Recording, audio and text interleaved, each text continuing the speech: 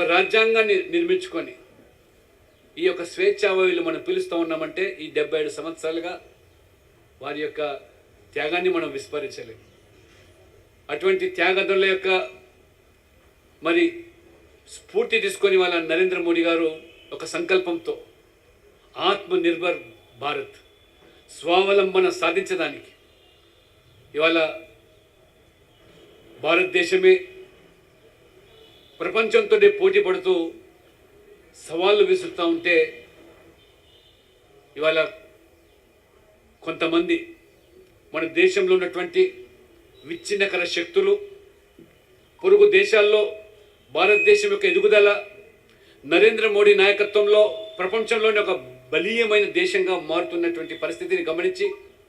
ఈ దేశాన్ని బలహీనపరచాలి, ప్రపంచానికి ఇవాళ సవాల్గా మారింది. 10వ ఆర్థిక దేశంగా ఉన్నటువంటి భారతదేశం ఇవాళ 10 సంవత్సరాల్లోనే 5వ అతిపెద్ద ఆర్థిక దేశంగా మారడం, రాబో 10 సంవత్సరాల్లో 3వ ఆర్థిక దేశంగా ఇవాళ ఆ సంకల్పంతో నరేంద్ర మోడీ గారు వ్యూహాత్మకంగా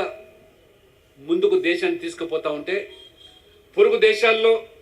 లేదా ఇవాళ పశ్చిమ దేశాలు ఇవాళ భారతదేశం యొక్క ఎదుగుదలను ప్రపంచ స్థాయికి ఎదుగుతున్నటువంటి విషయాన్ని గమనించి బలహీనపరిచే కుట్రల్లో ఏ రకంగా ఇవాళ మనం గమనిస్తూ ఉంది. ఇవాళ బంగ్లాదేశ్ యొక్క పరిణామాలు అందరినీ కూడా తీవ్ర దిగ్భ్రాంతికి గురి చేస్తూ ఉన్నది. బంగ్లాదేశ్లో ఉన్నటువంటి పర్యవసనాలు ఎవరు ప్రోద్బలంతో ఎవరి యొక్క మరి ఉసిగొలిపి ఈ యొక్క ఆసియా ఖండంలో భారతదేశాన్ని బలహీనపరచాలంటే పొరుగు దేశాల్లో కూడా ఒక భారత వ్యతిరేకతమైనటువంటి భావనను పెంపొందించి ఆ రకంగా తమ పబ్బం గడుపుకోవడానికి ప్రయత్నం చేస్తున్నటువంటి విదేశీయులతో కూడా మన స్వదేశంలో ఉన్నటువంటి కొన్ని పార్టీలు వారికి ఊతమిచ్చే విధంగా ఆ విచ్ఛిన్నకర శక్తులకు దోహదపడే విధంగా కాంగ్రెస్తో సహా ఇవాళ కేవలం పదవి వ్యామోహంతో అధికార దాహంతో ఏ రకంగా ఆనాడు నెహ్రూ మొదలుకొని ఈ దేశ విభజనకు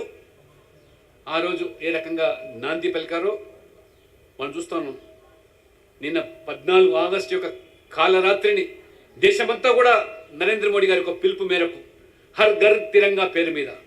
ఒక దేశభక్తిని నిర్మణింపజేయడానికి యువతలో ఈనాటి తరానికి భావి తరాలకు ఈ దేశ సమగ్రత గురించి ఒక అఖండ భారత్ యొక్క చరిత్రను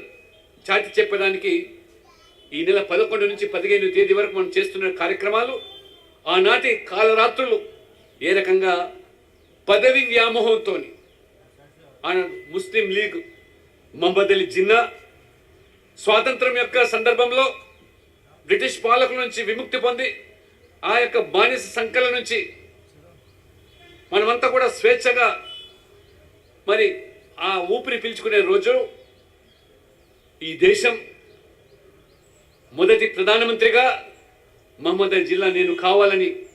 వారు ఆ రకంగా ఒత్తిడి పెంచితే మహాత్మా గాంధీ నెహ్రూ గారికి ఇచ్చిన మాటకు అనుగుణంగా ఈ స్వాతంత్రం యొక్క దేశానికి మొదటి ప్రధాని నెహ్రూ గారు మాత్రమే అని చెప్పి వారు నిర్ధారించుకోవడం వల్ల జీర్ణించుకోలేనటువంటి జిన్నా ఈ దేశాన్ని 2 ముక్కలుగా చేసి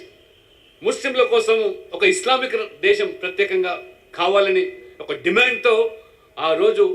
చివరికి నా దేహం ముక్కలైనా పర్వాలేదు కానీ ఈ దేశాన్ని ముక్కలు చేయనివ్వని అని చెప్పినటువంటి మహాత్మా గాంధీ సైతం కూడా తల ఒగ్గి